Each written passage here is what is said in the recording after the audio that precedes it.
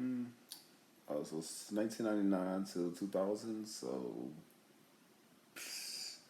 16 to 17 years old, in 11th grade. Um, One of my earliest memories from this year was October 28th.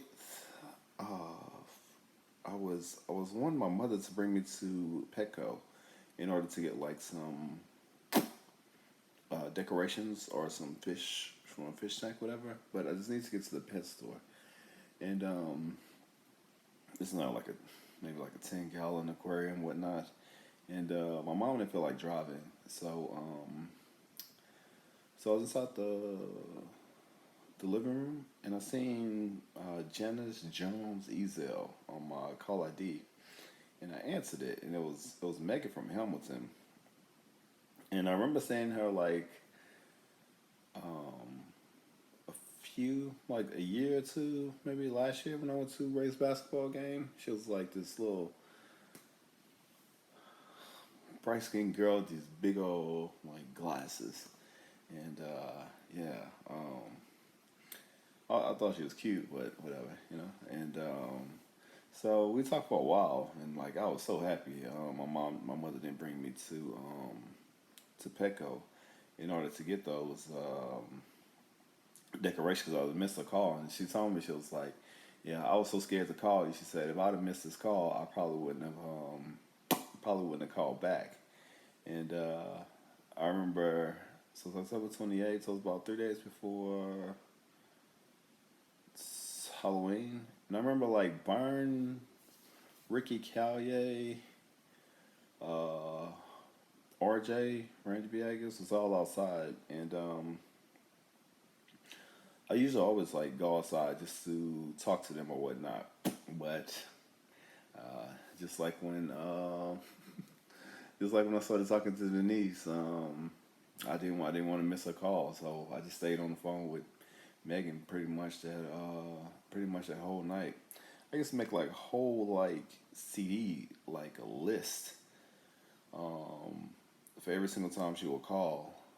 I would have like Genuine, Tyrese, Jodeci, a lot of stuff that my sister left behind. My sister Kendra left behind her huge speakers and her CD player at my parents' house when she moved to Houston.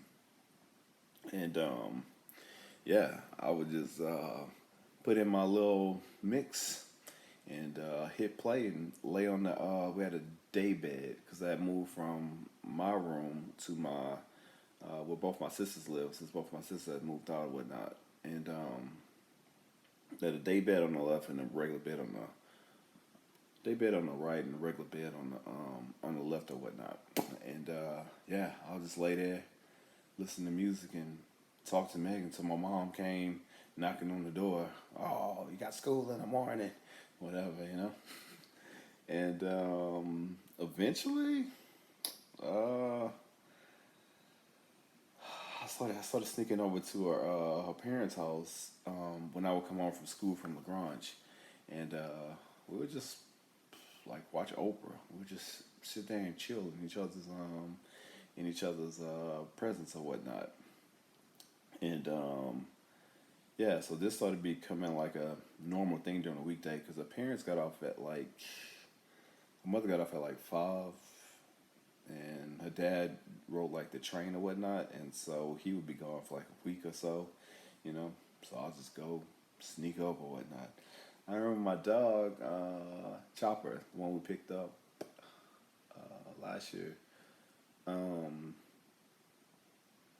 or the year before last year, whatnot, and it had some puppies. And I remember Megan came over, and she wanted to look at them, and she didn't have on the glasses, so she couldn't see the big Chopper sitting there protecting her babies or whatnot. So she wanted to get closer to look at the puppies. And yeah, when she got close, man, Chopper just snapped. But luckily, Chopper was on the chain and couldn't reach it or whatnot. And yeah, my dad was happy too, because that could have been bad if Chopper would have got hold of the pit bull or whatever, got hold of her or whatnot. And oh yeah, one day, so it's getting close to Christmas. Christmas was coming up, And I asked my sister Kendra to bring me to the mall, and and I want to say she was just in time for this moment or whatnot. But yeah, it didn't matter. So, and Megan liked Piglet, the little pink thing from Winnie the Pooh or whatnot. And so I asked her, what do you want for Christmas, you know? I mean, I already knew I was going to make it my girl or whatnot. So I was like, you got November, December. So I'm talking like 2 months maybe. I'm already buying freaking Christmas gifts for her. And so we hop inside the car, and Ray and Kenneth came, you know, just out the blue. Out the blue, Ray. Ray was like, Kendra, do you know why Jared is having you driving us to the mall? Driving us to the mall. He invited himself, whatever. And she was like, no. He said he's going to get Megan a Christmas gift. And Kendra, she didn't like Megan. She was like, oh, hell no. Hell no. You got me driving over here getting Christmas gift for this girl. Well, not exactly the words that she used, but whatever, you know. And but she still brought us or whatnot. Ray hating. I was in the back seat, whatever.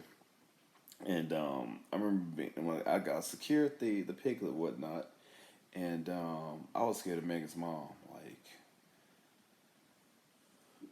Like she told me stories about her mom, you know. And so I had Byron come with me for Christmas to her parents' house. It's like security or something, you know. I mean, I could have walked there, had my mom drop me off, but I needed security, you know.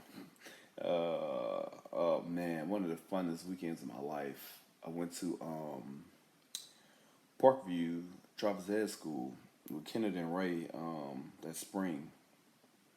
Uh, LeGrand held it, but Parkview LeGrand held it for like a month in the summer, but Parkview had it where you only have to go like 2 weekends for like 8 hours a day. That's Saturday and Sunday for like 2 weeks, whatever, and just get it done quickly. It's like $200, which is big money back then. And yeah, my mom paid for me to go there, and Denise was there, Sky was there, Wendy was there. These are all people that went to Hamilton. Without Denise, Ray, and Kenneth, and a few other people from there, but we're separated into two classes. So Ray and Kenneth and Denise were all inside one class. This new guy from, I want to say Fenton. His name was Phelps, like this weird like little braids, whatever like that. And I was inside of a class with Sky, but she was like way in the back or whatnot. And I sat in the front, and just so happened I sat to this guy named Jay. We call him Jay. They call my nickname the Jay, whatever. But and the guy named Blue Deuce. I cannot tell you his real name, but yeah, Jay was like this super nice dressed black guy. I just figured like his parents was rich or something, because man, the way he put together the outfit, like I seen people dress nice at Lagrange, but this guy here, I don't know, he was like on a whole nother level of dressing nice. And Blue Dukes was this white guy who I just clicked with, and yeah, they both sat next to me or whatnot, and yeah, so but even though we're in two separate classes, we would come together inside the basketball area for like a commons area or whatnot, and for like our breaks, because you're sitting there for like 8 hours or whatnot, you know. And the little Hamilton chick Wendy, she liked the white guy who's next to me named Blue Dukes, and he got his name because like the first day, that first Saturday we went, they were like, we had no clue there was like a basketball court here, you know. So when I went to see like the whole basketball court or whatnot, people were like, man, tomorrow Sunday, we're gonna bring like our basketball clothes and like a basketball to shoot hoops. Everybody thought there was and one of NBA players back then or whatnot, and so the guy called Blue Dukes, everybody came in like regular basketball shorts or whatnot. He wore like these shortest shorts. Like if this was like my knee or whatnot, and this was my thigh, his shorts came up to like right here. It was like, oh, why this dude wearing Daisy Dukes? like the chick from the Dukes of Hazzard or whatnot, because it was so short. And so they were blue, so I was like, man, I'm just call this dude Blue Dukes, and it just stuck through the whole rest of the that Sunday and the next Saturday and Sunday we were there. We just called them Blue Dukes, whatever. And I remember he was scared. Like Wendy really liked him, and the chick from Hamilton, and they exchanged numbers or whatnot. But he didn't know how to talk to a girl. I'm just like new. Maybe talked to 6 girls my whole life up to this point or whatnot. But I was a little more, I won't say educated, but more experienced than he was. So he wanted to exchange numbers with me, and so we exchanged numbers or whatnot. And so one random night, he called me, and he wanted me to give him advice, like on like how to talk to a girl, like how to talk to Wendy. Like I have no clue who Wendy is. I just know she goes to Hamilton and whatnot. And like I said, I barely knew myself, and I gave him the advice that Latoya gave me last year. Just be natural, just be yourself, and just talk, But I don't know if he took my advice or not, whatever. But it was like a real like high school moment, like from like a movie like American Pie. Like I'm like I don't know, nobody ever called me for advice to talk to a chick. But it was cool because he was a really cool guy, whatnot. And yeah, that was like I don't know, like most memorable times of my life, like those 4 days or whatnot. And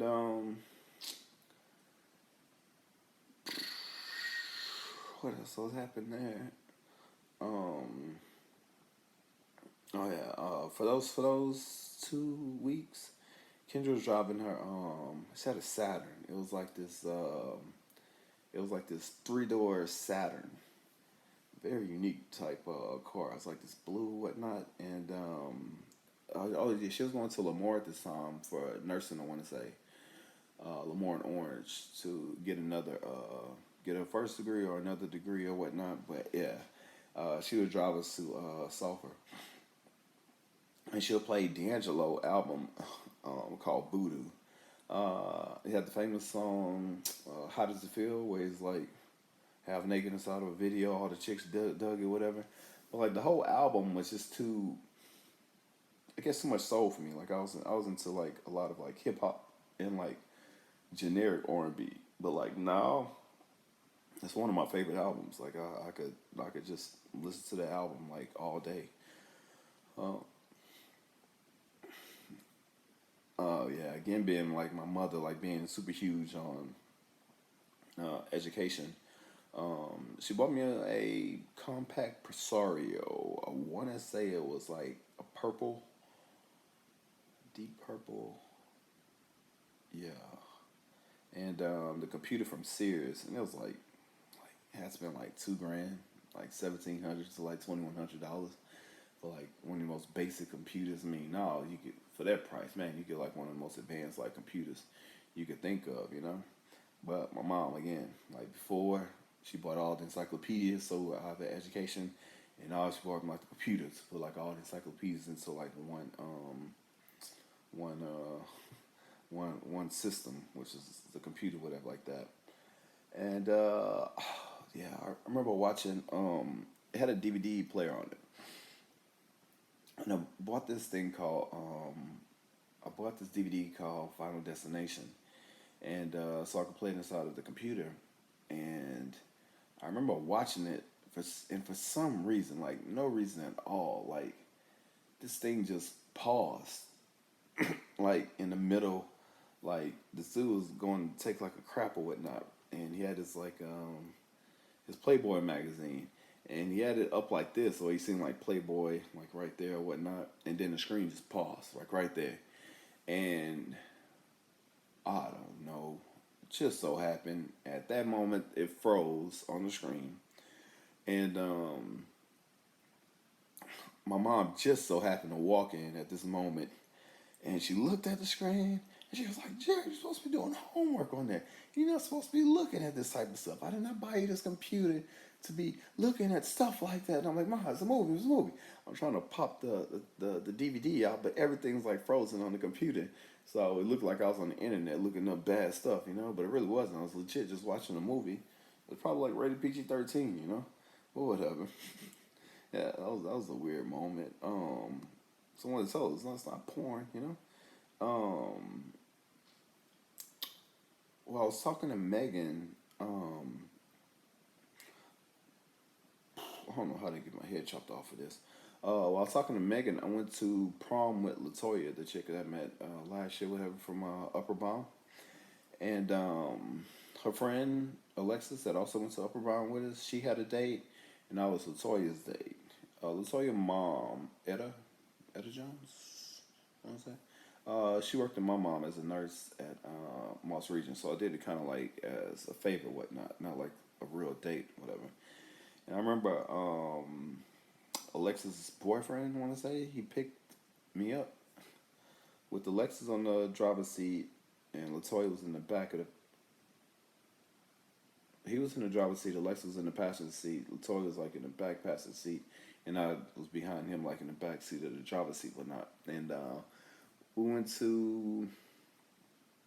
um, went to a restaurant in Harris Casino, which is shut down now. It was upstairs. I don't want to say it was called Calypso's, but it was like a nice restaurant where you overlooks the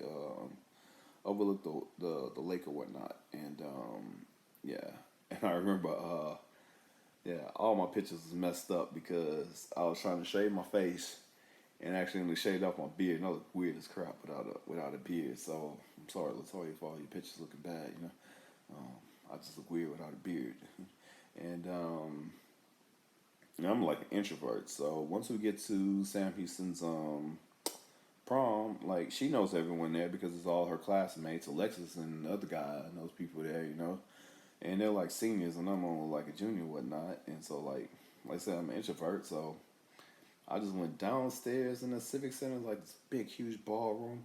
I just remember like bouncing up a balloon like for like an hour. I mean, I didn't have a cell phone to play with, and yeah, that was probably ruined the whole prom, or maybe she had super fun. I don't know, but I just didn't want to be there anymore. They went out after because it was all I want to say 18 at the time, and I was still just making like 16, 17 years old, you know, 17, whatnot. So I wasn't old enough to go inside of a club, you know. And yeah, I got dropped off pretty early, and I guess they all three went out or whatnot. Megan's cousin would come pick me up. Um, I can't think of her name, whatever. But I know she'll pick up Megan, and then she would drive us around so we could spend time together in Megan's father's RAV4 because he was gone a lot of the times on like the train ride, so his truck would be there. So when she would go there, she'll get inside of the RAV4 and come pick me up with Megan, and she'll take like a long scenic ride. Was going like to the mall or to anywhere or whatever like that, so we could spend time together, whatnot. And then one day, for no reason, like we always suspected the little fat kid across the street that had a crush on Megan, but come to find out, it was that chick, um, Megan's cousin, the one that ended up telling Megan's mom that I was sneaking over. And so the catch is, Megan's mom came home early from work because let's say she gets off at 5. I believe she intentionally told him that she wanted to get off at 3 or whatever. Usually around the time that I sneak over, like 4 or whatnot, you know. And so we was just out there. I want to say we had started watching Beavis and Butthead Do America. Um, but yeah, we went inside of Megan's room this time, and Megan, I guess, was like really in tune to her mother's car, and so her mother drove up, And she was like, "Oh shit, my mom's home early, whatnot." And she looked out and she seen her mom's car there. I want to say she had an Avalon, Toyota Avalon, and so she just freaked out. So she ran and she bust open. She opened up her window to her bedroom and bust open the screen, like just pushed it because I guess she thought her mother was gonna go through the garage and not could go through out there because it all faced forward. You know, the garage is here, her bedroom's here, so I would come out here while her mother was going inside here. I don't know why she just had me like in a closet with her, but her mom was pretty smart. So yeah, I jumped out the window and um, her mom was just standing there, like right in front of my face. I don't know how she teleported from the garage to Megan's window, like where the patio was, but somehow she just made it there. Never seen it coming. And she was like, "Get back inside that house." And so there was like a door, like to the right side of Megan's window, but I was so scared, like I jumped back in through the through Megan's window, and and we had a talk. Of course, you know, her mom sat on the I don't know what you call those things. I sat on the couch. Megan sat on the couch to the right of me. She sat on one of those reclining type lazy boy chairs or whatever. And we had a whole talk. You're not invited over. You disrespected my house. Oh man, I felt bad. You know, I just wanted to spend time with her. You know, and I walked home because she told me to get out. And my mom took me to Upper Bound, and I was sweating because I was thinking like, man, what did she call my mom? Like when I'm inside Upper Bound, and tell her what happened because of course she could have just got my number from Megan and called, but she never told. When I made it back home, my mom didn't say anything, and her and I just had to quit talking because I was sneaking over, and yeah, that was rough, but. Um, it didn't take long before that girl named Darnella that went to Upper Bound as a first time. Very pretty, light skinned girl with like the thick, curly, pretty hair, or whatever. And she told me I was cute or whatnot. And that's all it took, you know. I asked her what school she went to. She said I went to Bar because my mom was trying to set me up with another, like, studying me out for proms, you know. That another lady that worked with my mom and her daughter wants to go to Barb's prom, and my mom was like, "You're gonna go with whatever the girl's name is to the prom." I remember I was on point, you know. I'll do it, whatever, you know. And then one day I was talking to Megan, and my mom was like, "Get off the phone. I need to use the phone to call Big Daddy or my mom or whatever like that." And I was like, "Mom, you make me get off this phone," because it was like a deep conversation. This one, had one phone number inside the household. Um, I said, "You make me get off this phone. I'm not gonna go to prom with your work your worker colleague to to a prom." And she was like, "I don't care, blah blah blah." So I never went. It's theirs because I asked Darnella, back to Darnella, because I was like, "Do you know this girl?" Said her name's Stacy. I was like, "You know this girl named Stacy? Let's say LeBlue." She was like, "Yeah, she's kind of like heavy set, blah blah blah, whatever like that." And yeah, that made me like double reason um, not to want to go to the prom with this chick. And but just Darnella telling me I was cute, I was like, "Ma, for my senior, because I was a junior, I was like, for my senior year, I want to go to Barb, just to find Darnella.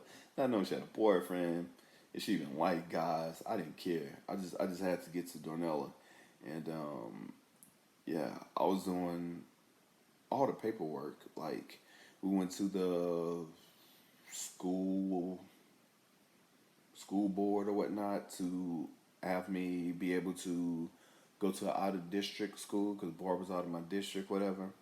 And I had all the papers to transfer to Barb like throughout that summer. And then I was like, man, like I already went 3 years. My sister graduated from Lagrange, and I'm about to throw this all away for a chick. So like when close to August came, I was like, man, just scratch the papers or whatnot. And so yeah, I ended up staying at Lagrange for my senior year. I think that would have been a dumb move. Whole life would have probably been different right now. I wouldn't be making this video. And my parents had HBO, and I remember Ray coming over and telling me like, I said it was about like 7 or 8 o'clock. He was like, Jay, turn it on HBO. He says, NSYNC, um, NSYNC No Strings Attached concert special was coming on. I'm like, when this dude ever became a huge NSYNC fan? Like, we would listen to NSYNC or whatnot, but it wasn't like a huge NSYNC fan. Maybe he knew a chick that like NSYNC that was gonna watch it. I don't know, whatever. And so yeah, we watched a little No Strings Attached. I can't confirm or not if we danced along, but we probably did. Um, yeah, that was a cool little moment. And also that summer, the summer of 2000. Well, before, yeah, summer 2000. Screech, Jason Sam, we call him Screech. Um, said he had a person and on the inside of Isle of Capri that could get us a job there, you know. And I never really had a job. Like I cut grass with my dad. I would like go lay bricks sometimes with my dad, but never really like a job after clock in or whatnot. And so I drove him there to get the so we both could sign the application, whatever, to get the job, whatnot. I remember on the drive there, I was switching to the left lane at the corner, switched to the right lane at the corner, so out the right lane, I almost hit it, and that's random. But luckily that car swerved. It was like downtown. Um, Miss Lodi was there. She was like this light skinned lady with like these green eyes and these thick thick glasses or whatnot. And yeah, she was my interviewer. And I remember she says on your first paycheck, half of it's gonna go to me. I was like, it's not fair, but okay, you know, I have a job. And yeah, she was like, I was just happy to have a job, and she was like, I'm just kidding, and whatnot. I was like, oh, okay, whatever, you know. And I became like a bus boy, and I was like a super lazy bus boy. Um, and so eventually they moved me to stacking the plates. Like, if you ever go to a buffet, you take a plate and it kind of rises. Take a plate and it kind of rises because they have like this pressure thing. And I was the guy who came out with like the plates and put them on top there, so they'll never run out of plates and whatnot. And I met Cleveland, Cleveland and Raymond. I want to say his last name was Boynes, Boynes, or Boynes. I don't know how you pronounce it, or whatever. And we'll call each other Tracy. Specific reason why we would, but I ain't going into to detail. Just this inside joke that all three of us had, whatnot. And they don't know if they ever seen this. Probably won't, but probably won't ever see this, but they don't know. But we just clicked all together, and actually I was inside summer school with Megan. Like I had almost no communication with Megan at all. And they was telling me like this guy named, because Megan had to go to summer school that summer. And she was like, there was like this guy named Joe Jackson, and like he's really into Megan. He likes her a lot, whatever like that. And yeah, it kind of rubbed me the wrong way, you know. But I mean, what can I do? You know, this is a pretty girl. Um, One of Megan's friends, Dee Dee, had bought like one of the greatest CD players you could never imagine. It was like this the CD deck, but inside the CD deck they had like it was before this is before like navigation, big screens inside the cars, whatever. Inside the CD deck, she had like dolphins. I want to say it was made by Pioneer. Dolphins like jumping inside of her on her screen, you know. And I was just happy. Later on, when I just bought my little JVC deck that literally just says hello. It spells out this little ugly digital thing that says hello. And then when you turn off the car, when you turn on the car, it says hello. And then you turn off the car, it says goodbye. They couldn't mess with those dolphins that Dee Dee has out of her car, but whatever. I bought it. Yeah, okay. So this was when I bought my Dreamcast, and it's still one of my favorite systems. Like besides the N64, because it was like if N64 was smooth, this is like super smooth. It actually bought the graphics when we played inside the Soul Calibur tournament last year. The same graphics at the arcade was like now you can like have it at your home or whatnot. And yeah, that was a really cool experience. Whatever, getting this Dreamcast. And I would watch rap videos, and like the people from New York, they'll wear like these baseball caps. They were like fitted instead of having like the little. Let's say I'm wearing my cap backwards, instead of having like the little things that you stick the little dots inside, like the little hole. It was like all around like a cap, and it's also the actual Major League Baseball players were wearing. Like it was like the official, like MLB caps, and I was like, man, I want that cap, you know. And so when I went to Lids, my head was like always like too big. From when I played football and had to get like an adult helmet to now, probably many other times when my head was too big. It was big as a kid, it was big now, you know. And I ended up having to buy a college team, and I bought the North Carolina Tar Heels. It was this blue and it had like this foot, like on the back, like from wearing my caps backward. It was like a foot here, like the NC on the front part, and then the back part had like this foot for like Tar Heels, like the star in it. I guess for like where Rayleigh is or whatnot. And it was 7 3/4. Still too small. Like I had to wet it and like stretch that cap out as much as I can because it fits so like snug. Like it'll give me like a headache, like from being so tight. But I was just happy to have a fitted baseball cap, and just yeah, this is the first time I ever experienced depression. Like I had like a very good upbringing, like no like trauma from any adults inside my childhood, no bullying that I really cared about. Um, this lived like a perfectly normal life, and then one day, like, just felt like I wanted to die. I don't know, it was weird, and for like no reason, like I was happy, and yeah, uh, like I said, my whole life was great. Like I'm not leaving out anything that was like traumatizing from my life before. Like everything was good, and but some days I'll just feel sad for no reason, like suicidal, like literally for no reason. I mean, it still happens today, like every so often, no matter how great life is going, it happens. But I remember the American Press came out, and on the front of the American Press there was this guy who was like leaning on the back of a car, with a gun to his mouth, like about to commit suicide, you know. And for some reason, like it made me happy to see that. I don't know. Still happens today. Like when I watch a movie, somebody commits suicide. I don't know. Just really can't say it. Like I said, some reason it resonated with me, and I cut it out the picture of the guy, you know, and I put it inside one of my drawers that was next to the day bed on the right side. And I remember Byron coming over, and and he needed a pen. He wanted to show me something, you know. He always wanted to show me something. And when he opened up the drawer to like get the pen where I saved it in, and saw that top drawer, he pulled it out, and I like felt like so embarrassed, you know. Like I was nervous, like in a way, you know. And I just came up with like an excuse off the top of my head. I was like, oh, I'm keeping this for the backboard for like a school essay, whatnot. And I just kept that there for like, because some reason suicide gives me comfort, which is horrible. Uh, I don't know. I really can't explain it, you know. Um, then and even now, I guess like the total relaxation of not having to worry about day to day stuff, you know. But yeah, he's seen it, made the excuse or whatnot, and yeah. But this is the year I pinpoint depression hit me when I cut out that article because I never felt that way like ever before. And but on a lighter note,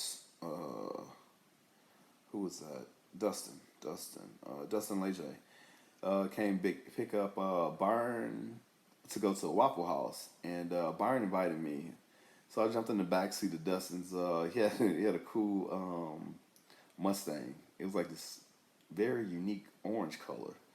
I remember Dustin like before this car, he had like a Cavalier, and he wouldn't talk to anybody. Like it just drive straight home, you know.